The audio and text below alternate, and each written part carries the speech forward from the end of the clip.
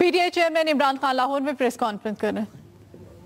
وہ M N اے اور M P کو کیمپین کرنے نہیں دے رہے بائی الیکشنز میں. میں سوال یہ پوچھتا ہوں الیکشن کمیشن سے کہ عمران خان جو کہ ایک پارٹی کا چیئرمین ہے، کیا جواز ہے آپ کے پاس کہ ایک پارٹی کے چیئرمین کو اتنے اہم بائی الیکشن میں حصہ نہ دینے کا کیا جواز ہے؟ میرے پاس نہ کوئی فنڈز ہیں، نہ میرے پاس کوئی وزارت ہے، نہ میرے پاس کوئی عہدہ ہے. تو کیا وجہ ہے کہ میں ایک پارٹی کا مینیفیسٹو ایک اتنے اہم بائی الیکشن میں عوام کے پاس نہیں لے جا سکتا؟ اگر میں کوئی وزیر ہوں، اگر میرے پاس کوئی فنڈز ہوں تو پھر تو آپ کہہ سکتے ہیں. ایم این اے کو تو انہوں نے نون لیگ نے پنجاب میں فنڈز بھی نہیں دیے. پختونخوا کے اندر سارے ایم پی ایس کو فنڈز دیے گئے پچھلے سال. اب تو خیر بلدیاتی الیکشن آ گیا ہے، بلدیاتی نظام آ گیا ہے، اب تو سارے فنڈز بلدیات میں جائیں گے ڈیولپمنٹ. اب تو کسی ایم پی ایم این اے کو پختونخوا میں فنڈ نہیں ملے گا.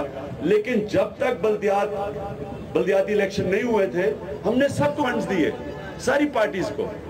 پنجاب کے اندر ہمیں کسی کو فنڈ نہیں ملے. تو میں سوال پوچھتا ہوں کہ میں کیا دے سکتا ہوں این اے 122 اور این اے 154 کے یہ جو دو بائی الیکشن ہیں، میں کیا ووٹر کو دے سکتا ہوں سوائے پارٹی کا منشور؟ اور اگر میں پارٹی کا منشور نہیں دے سکتا تو یہ جمہوریت کیسی ہے؟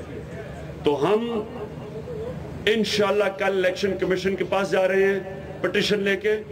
ہم ہائی کورٹ کے اندر بھی کیس کر رہے ہیں اس کے خلاف، کیونکہ یہ غیر جمہوری ہے. یہ کوئی اس کی مثال نہیں ہے کہ ایک پارٹی کا لیڈر جس کے پاس کوئی عہدہ بھی نہیں ہے وہ ایک اتنے اہم بائی الیکشن میں نہ حصہ لے سکے. اور یہ کیوں بائی الیکشن اہم ہے؟ اس کے اندر وہی الیکشن کمیشن پنجاب کی بیٹھی ہوئی ہے جس نے تاریخی دھاندلی کی تھی 2013 میں. اور میں آج کہتا ہوں کہ جو نون لیگ کا پروپیگنڈا ہے کہ جناب کوئی دھاندلی ثابت نہیں ہوئی، کہ جی یہ تو صرف غلطیاں ہوئی ہیں الیکشن کے سٹاف سے. سارے پاکستانیوں کو میں یہ کہنا چاہتا ہوں 1,84,000 ووٹ میں سے 53,000 ووٹ غیر قانونی تھے. 53,000 غلطیاں ہوئی. کیا یہ 53 غلطیاں تو مشکل سے 500 1,000 2,000 ہوتی ہیں، کبھی 53,000 غلطیاں بھی ہوتی ہیں؟ یہ نون لیگ کا پروپیگنڈا، یہ کسی اور کو دھوکہ دیں، پاکستانی عوام کو دھوکہ نہ دیں. این اے 122 کے لوگوں کو سب کو پتہ ہے کہ کیا ہوا تھا. 53,000 غلطیاں ہوئی، کسی کو ابھی تک سزا بھی نہیں ہوئی. اگر غلطیاں ہوئی تو کوئی تو پکڑے نا کسی کو، کہ بتائیں تو صحیح غلطیاں ہوئی کیسے. نہیں پکڑیں گے، الیکشن کمیشن کچھ نہیں کرے گی، کیونکہ الیکشن کمیشن ساتھ ملی ہوئی تھی نون لیگ کے. ریٹرننگ آفیسر سے پوچھیں 53,000 غلطیاں ہوئی ہیں، آپ کو نہیں نظر آ رہی تھی؟ ریٹرننگ آفیسر کچھ نہیں کرے گا، ساتھ ملا ہوا تھا نون لیگ کے. تو کسی کا کوئی جس ملک میں سزا اور جزا ہی نہ ہو، یعنی کہ جو جرم کریں، دھاندلی کریں، ان کو عہدے دے دیں، ان کو بڑے بڑے عہدے مل جائیں، ایکسٹینشنز مل جائیں، اور جو آدمی الیکشن کمیشن میں سچ بولے افضل خان جیسا، اس کے خلاف کارروائی شروع ہو جائے. جو نادرا کا چیئرمین تھا جس سے ان کو ڈر تھا کہ وہ طارق ملک، کہ وہ جب فنگر پرنٹ ویریفیکیشن کا وقت آنا تھا تو وہ ان کو اعتماد نہیں تھا کہ طارق ملک ان کی چوریوں کو چھپائے گا. اس کو انہوں نے ملک سے باہر بھجوایا، حالانکہ اسلام آباد ہائی کورٹ نے اس کے لیے فیصلہ کیا تھا. تو میں آج یہ اس لیے کہہ رہا ہوں کہ یہ الیکشن کمیشن بھی پوری کوشش کرے گی، کیونکہ یہ وہی پنجاب کی الیکشن کمیشن ہے جس نے تاریخی دھاندلی کی تھی. یہ بھی پوری کوشش کریں گے کہ نون لیگ جیتے. نون لیگ کی پوری کوشش ہے، ان کے سارے وزیر، ان کے لوگ سارے حلقے کے اندر پھر رہے ہیں، کیونکہ میں نے تو کل جائزہ لیا ہے، سارے حلقے میں پھر رہے ہیں، لوگوں کو کسی کو پیسہ دے رہے ہیں، کسی وہ ریلوے والے ورکرز کو ان کو کسی کو نوکریوں کا کہہ رہے ہیں. اور کسی کو ڈرا رہے ہیں پولیس کے ذریعے. عمر ورک جیسے SSP پولیس جو جا کے لوگوں کو پہلے جس بیچارے کو نوجوان کو قتل کیا ہے 2 دن پہلے انہوں نے جا کے اس کو دھمکیاں دی, یہ عمر ورک نے. ان کے ساتھ DSP لگے ہوئے ہیں, ایک اور ہے کوئی DSP رضوان, اس کا ہم نے سب کے نام جمع کر لیے. ایک ریاض شاہ ہے. میں آپ کو آج بتا رہا, آج میں نے سارے اپنے یونین کاؤنسل کے کارکنوں کو بلایا ہوا ہے. میں نے ساروں کو کہا ہے کہ اپنے جیب میں خفیہ کیمرے رکھو. اب تو ہر پاکستانی کیمرہ مین ہے کیونکہ موبائل فون تو کیمرہ ہے. میں نے کہا سارے اپنی جیب میں رکھو, جس پولیس والے نے کیا چپ کر کے اس کی تصویر لے لو, تصویر مجھے پہنچا دو. اگر تو الیکشن کمیشن ایکشن نہیں لے گی, یہ نون لیگ نے زیادہ دیر تو نہیں رہنا, میں نہیں چھوڑوں گا اس کو. میں اب یقین آپ کو دلاتا ہوں کہ ہم نے یہ مجرموں کو, یہ مجرم ہیں پولیس والے جو کہ بیچارے لوگوں کو مارتے ہیں, ڈراتے ہیں, دھمکاتے ہیں, غنڈوں کو پیچھے چھوڑتے ہیں ان کے, اور یہ ہے نون لیگ کا الیکشن لڑنے کا طریقہ. ہم انشاءاللہ یہ تیاری سے لڑ رہے ہیں. میں پھر سے کہہ رہا ہوں یہ 2013 کا الیکشن نہیں ہے, 2015 کا ہے, اور اس کے اندر انشاءاللہ ہم پوری تیاری کر رہے ہیں. میں اپنے سارے ابھی اور یونین کاؤنسل کے سارے میں اپنے عہدیداروں کو مل رہا ہوں, پوری تیاری کر کے جائیں گے. اور یہ الیکشن اس لیے ضروری ہے کہ اس میں پتہ چلے گا کہ اصل میں نون لیگ پولیس کے بغیر, دھاندلی کے بغیر پتہ چلے گا کہ ان کے پاس کتنا ووٹ ہے. اور میں انشاءاللہ اس الیکشن کے اندر, میں ابھی آپ کو بتا رہا ہوں, میں نے شریف برادران کی اور نون لیگ کی کرپشن کو بے نقاب کروں گا.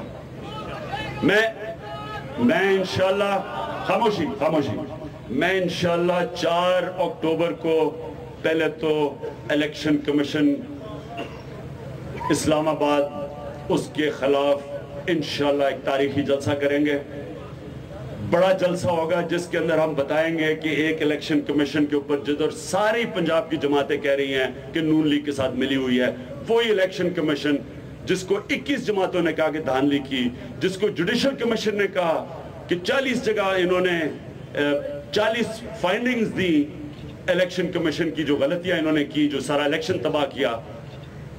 تین وہ جو 4 میں سے 3 حلقے جو سامنے آئے ہیں ان میں سب نظر آ گیا, جس طرح میں آپ کے سامنے بتا رہا ہوں کہ 1,84,000 میں سے 53,000 غیر قانونی ووٹ تھی, 53,000 جعلی ووٹ تھی.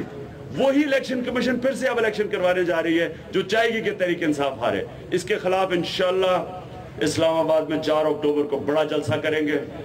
اس کے بعد میں ساری الیکشن میں خود آؤں گا یہاں, اور مجھے امید ہے کہ مجھے عدالت سے میرا جمہوری حق ہے کیمپین کرنے کا, وہ دیا جائے گا.